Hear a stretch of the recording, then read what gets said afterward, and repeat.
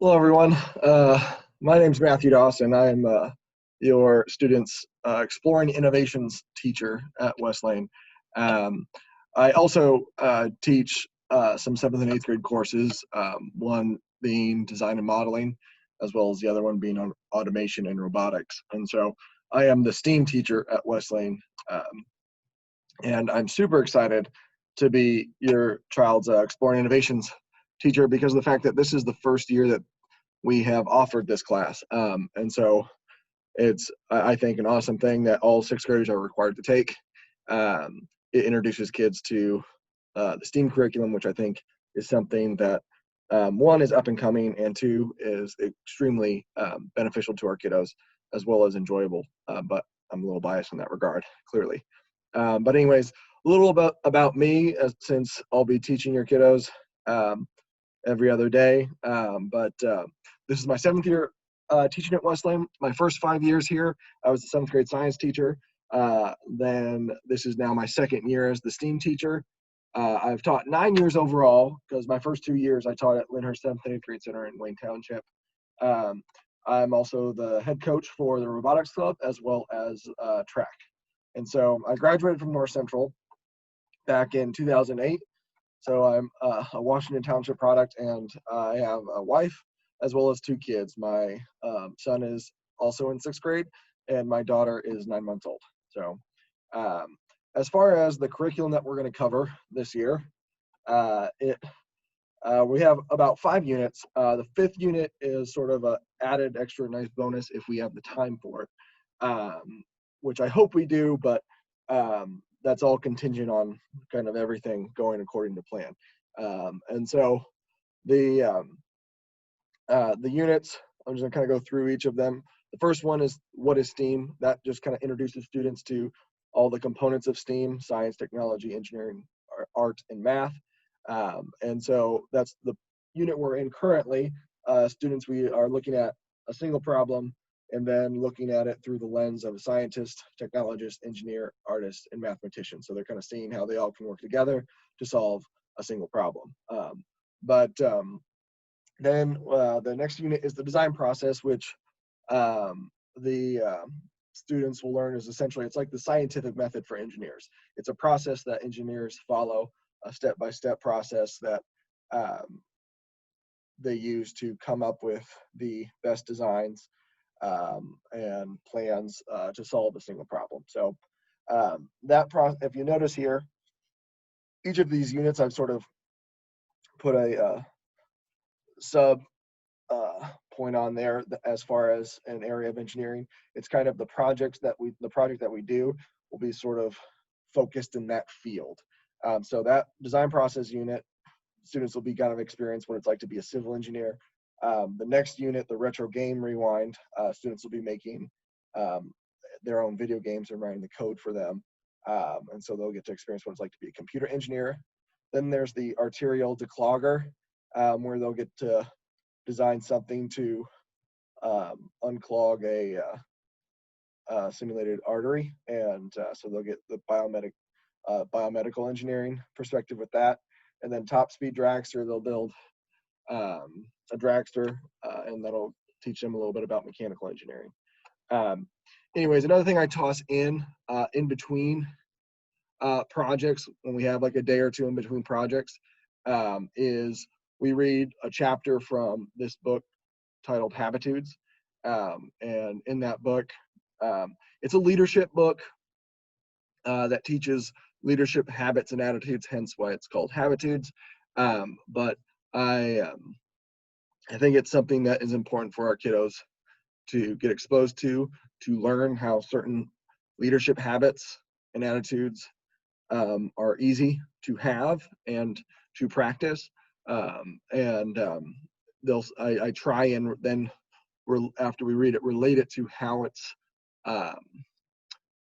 present in middle school and how they could use those in middle school as well as the rest of their life. And so the kids seem to enjoy it. I try and bring in some pop culture references that they get as well. But I also use it when we read to teach them mudding, which stands for marking up the text. It's an annotation strategy that we in West Lane they'll get exposed to and asked to do throughout their whole stay here. And so I'm pretty strict in that part of the grade, which is the major part of the grade, just because, again, it's a practice that they're going to be asked to do throughout their whole stay here. So I want to expose them to that now so that they're ready for all 3 years here. And so it teaches them things like annotating and that good readers ask questions, make connections, identify the important ideas, identify key terms, identify words they don't know. These are all good practices that good readers have. And so I take the opportunity as we read that to practice that. We've done one so far. Your child may have told you about it, but we will do more in between each of the projects. As far as the typical day, what it's like, kids start class by reading the daily news. It just kind of is a quick summary and preview of what we're going to do that day. And then they do their DET, which stands for Daily Engineering Task, which is just their bell work. It's a 2 to 3 question review over some of the previous day concepts. They're allowed to use their notes and resources there to answer those questions. And so, and then afterwards we go over them. So kids should be getting perfect scores on those. While they have to submit it before we go over it, all the information is accessible to them if they're keeping all their information in their engineering notebook like they should be. But then after that, we do a quick mini lesson or quick directions and instructions for the day. And then I facilitate the project, whatever it is that we're going to, because that's what this class is. It's a project-based class where almost always, minus a few exceptions, in the process of working on a project, the kids learn while doing a project as opposed to the traditional format of learning and then doing a project to show what they've learned. So these projects are used as a teaching mechanism as opposed to a review mechanism. But and then at the very end, I get everybody back together. We sort of tie things together, make sure that everyone understands the major things they need to take away from that day, things like that. As far as your child's needs,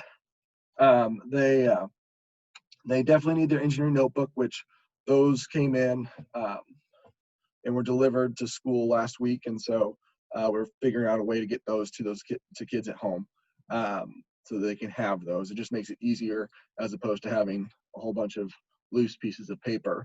It keeps everything in one place. They need pencils. Craft supplies are a plus, but not a requirement. We're not going to require them to have all these supplies at home to do these projects. It's just I'm biased in thinking that kids will enjoy it more if they actually get to do it as opposed to me demonstrate it. Also, sign up for Remind 101 if you haven't. Kids have been instructed to do that, and I've walked them through how to do that. But also, they get extra credit if one of their parents or guardians signs up for it too. You text the @ symbol and then EI411 to the number 81010, and that'll get you signed up. It basically is an alert system. I'll send out reminders saying, don't forget homework is due tomorrow. Don't forget if you can get these supplies for the upcoming project. That'd be wonderful. But things like that, it's a way to keep in the loop on things that are going on in your child's classroom. And then lastly, the 411 on what to do if your child is absent. I've told them this, but if you can also give them the reminder, that's great. I think it's always good to kind of also communicate to parents so they can check in on them and they know what their child's supposed to do. But have them log into Canvas, pull up their daily news for the day that they missed, and the agenda on that daily news will have hyperlinks that will direct you to all the things you need, items you need that day. And then pull up my YouTube channel for the recorded lessons. I always post the lessons we did, and so you can kind of almost follow along as though you were there that class.